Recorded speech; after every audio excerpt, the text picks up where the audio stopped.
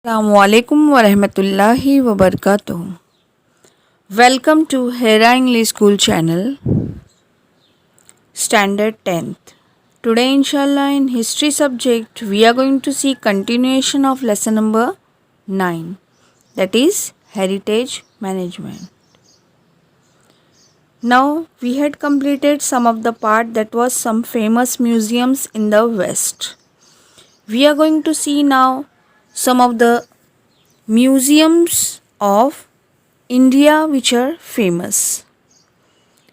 Now, the museums of India include the Indian Museum, Calcutta,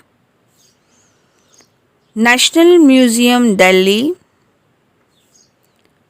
Chhatrapati Shivaji Maharaj Vastu Sangrahalay, Mumbai, Salar Jung Museum, Hyderabad, the Calico Museum of Textile, Ahmedabad. Now the museums in India, the Asiatic Society of Bengal in Kolkata established Indian Museum, the first museum in 1814. The Government Museum established in Chennai in 1851 was the second museum in India. The National Museum was established in Delhi in 1949. Institutes and universities offering degrees and diploma courses in museology. National Museum, Delhi. Maharaja Sayaji Rao University, that is located at Vadodara. Kolkata University, that is located at Kolkata. Banaras Hindu University at Varanasi. Aligarh Muslim University at Aligarh. Jivaji University, it is located at Gwalior. Chhatrapati Shivaji Maharaj Vastu Sangrahalay, we are going to see now. To commemorate the visit of Prince of Wales to India, some influential residents decided to establish a museum in Mumbai. The foundation of the building was laid down on the 2nd of November 1905 and the construction of building was completed in 1922. The museum was named as Prince of Wales of Western India. In 1998, it was renamed as Chhatrapati Shivaji Maharaj Vastu Sangrahalay. The museum building is constructed in Indo-Gothic style and has been awarded the status of Grade 1 Heritage Building. The collection of 50,000 antiques of the museum have been classified into 3 categories: arts, archaeology, and natural history. We are going to see 9.3, that is libraries and archives. Now, what are the functions of libraries? Libraries are the storehouse of knowledge and information. Artifacts are kept in museums, books in libraries, and manuscripts which are not exhibited are preserved in archives. Books are compiled, classified, systematically preserved, and conserved. To make indexes and disseminate information sources with the help of computers. Books should be made available to the readers whenever they require them. So these are the important functions of libraries. Now we go on to see the earliest histories of the libraries. The library at Takshashila in the 5th century and 5th century in the earliest library known to us. The Royal Library of Ashurbanipal, the Assyrian emperor in Mesopotamia in the 7th century. That is also one of the oldest and earliest library in the world. Library in Alexandria, Egypt. That was in the 4th century.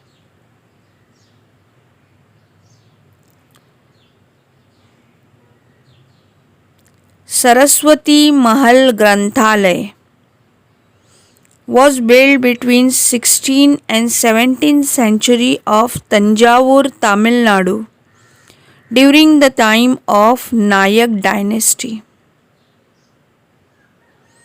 Venkoji Raje Bhosle and his successors expanded and enriched it, adding to its collection. Sarfoji Raje Bhosle had a major share in the expansion of this library. The library was renamed as the Tanjavur Maharaj Sarfoji Saraswati Mandal Library in the year 1918. Now we are going to see about the famous libraries in India. National Library, Kolkata, Nehru Memorial Museum and Library, New Delhi, State Central Library, Hyderabad, Library of Asiatic Society and David Sassoon Library, situated at Mumbai. Now we are going to see the archives. Now what are archives? Archives are preserved important documents with their contents. There the index of all the documents are there, and it makes an accurate system of retrieval. All the information related to the operations are computerized there. Sorry. No changes are made in the documents kept in the archive, and hence they are reliable.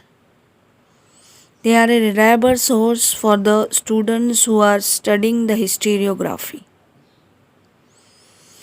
Now, first archives in India. The first official archive of India was established in Kolkata in the year 1891 as the Imperial Record Department.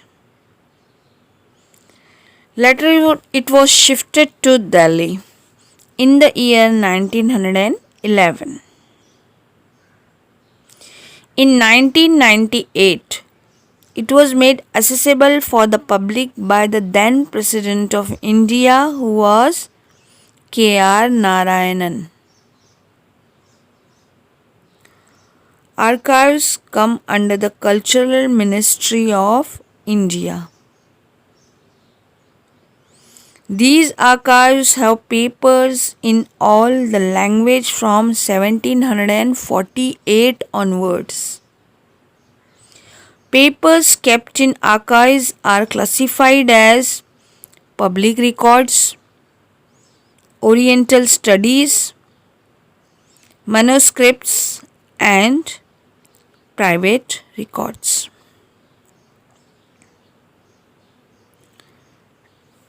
Now we are going to see encyclopedias. What do you mean by encyclopedia? It means compilation of information or knowledge of various topics. Information in encyclopedia is organized and systematically compiled. The main objective of the encyclopedia is to manage and disseminate information. Sorry. Benefits of encyclopedia. Knowledge should be accessible to readers. It fulfills and satisfies the curiosity of the readers. It solves confusion of readers. Encyclopedia inspires to carry out more research. They enrich the existing knowledge. Encyclopedias are indicators of state and cultural maturity of the society. Encyclopedias are created as per the intellectual and cultural need of the society. Now, let us see the special features of the encyclopedia. It includes the accuracy, objectivity, meticulousness, updated, standardized format. Format of encyclopedia are arranged according to the alphabetical order or as per the order of the topics. Encyclopedias are made according to the selected subject.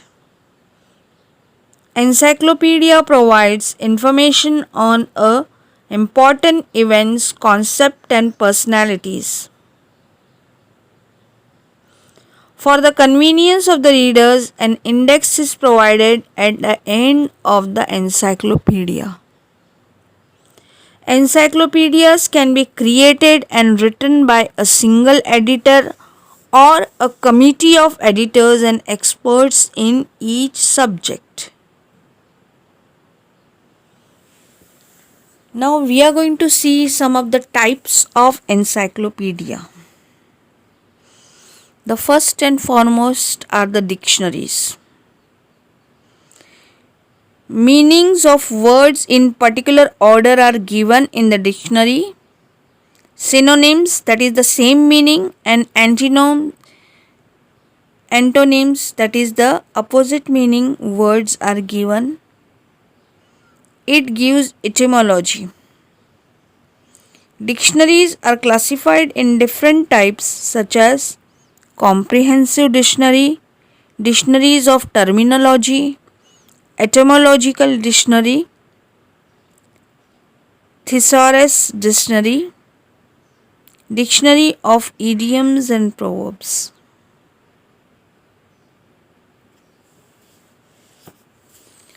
Comprehensive encyclopedia, that is also called as Vishwakosh.